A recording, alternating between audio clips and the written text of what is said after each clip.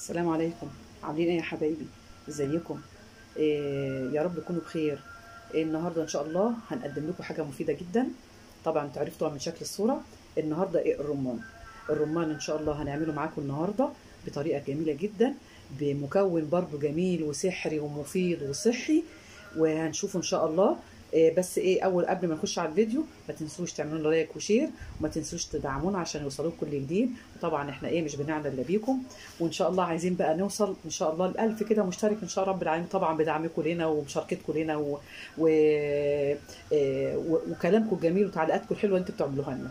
بس انتوا عارفين يا حبايبي ان ايه، اللايك هو اللي بيرفع ايه الفيديو. فيا ريت ان شاء الله يعني ان شاء الله ربنا يكرمكم ويجازيكم كل خير. وما تنسوناش طبعا انكم ايه تعلقوا لنا وتكتبوا لنا في تعليقاتكم ايه رايكم في الايه، في العصير الجميل ده. ان شاء الله نخش بقى على الفيديو ونشوف عملنا الرمان الجميل ده ازاي. والحقوا خزنوه، هينفعكم في حاجات كتيره جدا، وليه فوائد كتيره جدا. بينفعنا في ايام في رمضان، نحطه مع التورتات، نحطه مثلا في السلطات، بتحط في حاجات كتيره جدا بينفع. فان شاء رب العالمين ان شاء الله هنزلكم فيديو تاني باذن الله، واقول لكم ازاي نخزنه وازاي نستغل الرمان في الوقت ده. ماشي يا حبايبي، نخش على الفيديو ونشوف عملنا ايه. السلام عليكم حبايبي، عاملين ايه؟ يا رب تكونوا بخير.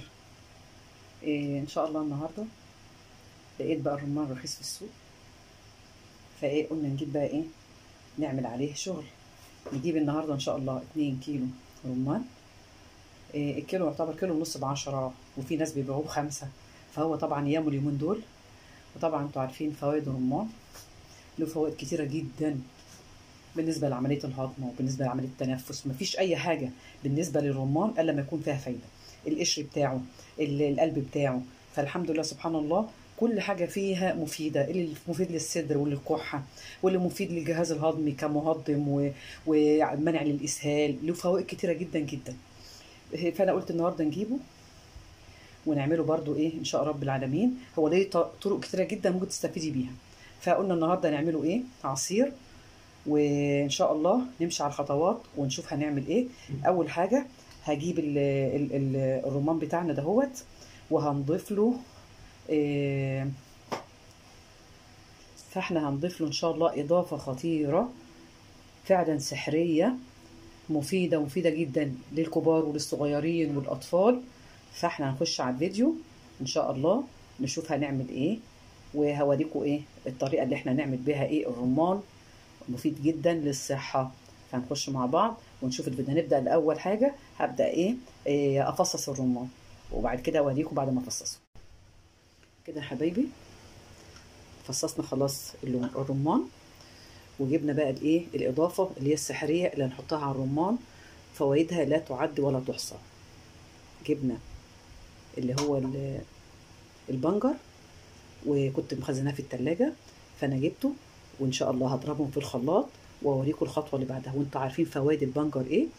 ده بيقضي متهيألي على اي انسان عنده انيميا او اي حاجه في الدم بتاعته، اللي بيبقى مفيد جدا في نسبه حديد عاليه قوي قوي قوي.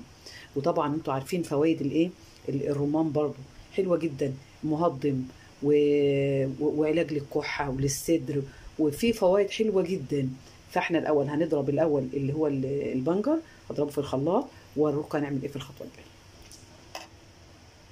كده يا حبايبي خلاص ضربت اهوت البنجر في الخلاط مع حبه ميه، وحطيت عليهم معلقتين سكر. وهنا هنحط برضو على الايه، على الرمان اهو رشه سكر. ده السكر طبعا حسب اختياركم، قليل السكر بس كتري في السكر. انا عشان الكميه 2 كيلو فانا حطيت حوالي عليهم ايه نص كوبايه، حطيت عليهم نص كوبايه سكر، لان احنا هنعمله ايه عصير لاولادنا ولينا. مفيد جدا. البنجر ده انا كنت مخزناه وبدخله في كل اكلي. انت جربيه كده، تحطيه في محشي. هو ما بيعملش اي حاجه في الاكل، مش بيغير الطعم. هتحطيه في محشي مع الصلصه، تحطيه في لو بتعملي مكرونه لاولادك هيبقى مغذي جدا لهم، بيقضي على الانيميا، حلو جدا. فحاولي تدخليه في كل الاكلات بتاعتك. كده خلاص ايه، حطيت السكر اهوت مع الرمان، وهبدا بقى ايه احطه في الايه، في البوله دي. هحطه في البوله واحطه بقى عليه عصير البنجر، وهوريلكم بقى ايه الخطوه اللي بعدها. كده يا حبايبي خلاص حطيت الايه الرمان اهو صحيح زي ما هو، واحط عليه بقى ايه عصير البنجر اهو يا حبايبي، وهنحط عليه بقى ايه، هنحط عليه كمان ايه الميه بتاعته اهو، هو ده اللي بيبقى في المحلات باللون ده كده اهو. هنزوده بس حبه الميه ونقلب السكر كويس، نقلب فيه ونحط بقى الميه بتاعتنا بتاعت الايه العصير وهو ده حبايبي البنجر بقى اهو مع الرمان وطعمه خطير.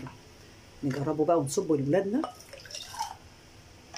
هيحبوه، ومفيد جدا ومغذي. ادي كوبايه العصير، عصير الرمان مع الايه مع البنجر. نصب بقى كوبايه كده لاولادنا ونقدمه لهم احسن من الحاجات العصاير اللي بتبقى موجوده بره في الشارع او في المحلات. مفيد وصحي وهيعجبهم. وده حبايبي الرمان اهو بشكله الجميل الرائع المفيد الصحي لاولادنا ولينا، بدل ايه ما نشتري حاجه من بره او عصاير من بره. الرمان اهو بطريقه حلوه جدا وجميله ومفيده لصحه اولادنا. جربوه ان شاء الله وهيعجبكم. وده احسن طبعا من الحاجات اللي محطوط عليها الوان. طبعا بيحطوا على الرمان لون على اساس يديك اللون الاحمر، كأن هو اللي منزل اللون الاحمر ده. فانت كده انت عاملاه صحي وفي بيتك وكويس. فان شاء الله يعجبكم طريقتنا في عمل الرمان. عصير الرمان الجميل ده هو متوفر اليومين دول في السوق، فاستغليه واعملي منه، هيتعمل منه حاجات كتير جدا ان شاء الله. المره القادمه برضو هنزل لكم فيديو برضو بالنسبه للرمان، واقول لكم طرق كتيره جدا لعمل الرمان بانواع كتيره جدا. وانتوا عارفين برضو ان شاء الله كل سنه طيبين. قريب شهر رمضان ان شاء الله يكون في شهر 3 أو 4. فبرضك ايه تحطي لك برضو شويه كده رمان، تحطيهم عندك، تحطيه مثلا مع التورته تزوقي بيه تورته، تحطيه في اكلاتك، بيحطوه على السلطه، بيتحط في حاجات كتير جدا الرمان. فحاولي برضو ايه تخزنيه، وهوريك الطريقه ازاي اللي بتتعمل بيها الرمان وتخزنيه ازاي. يا رب ان شاء الله يعجبكم الفيديو بتاعنا بتاع عصير الرمان بالبنجر، وصحي ومفيد. جربوه ان شاء الله وتعملوه لنفسكم ولاولادكم. فيا رب يعجبكم ان شاء الله. ما تنسوناش اللي اتفرجوا معانا ومشوا معايا في الفيديو ما ينسوش يعملوا لايك ويعملوا لنا شير، عشان طبعا انتوا عارفين يا حبايبي اللايك هو اللي بيرفع الفيديو، وطبعا بيوصل عشان يوصلوك كمان منا لازم تعملوا لنا اشتراك للقناه عشان يوصلكم كل جديد. وجزاكم الله خير، والناس اللي بتشوفنا وبتتابعنا وربنا يجازيهم كل خير يا رب. وطبعا احنا عايزين نوصل بيكم ان شاء رب العالمين ونعلى بيكم، وطبعا انتوا الخير والبركه، فربنا يجازيكم كل الخير عنا. وان شاء الله باذن الله نشوفكم بخير، والسلام عليكم ورحمه الله وبركاته.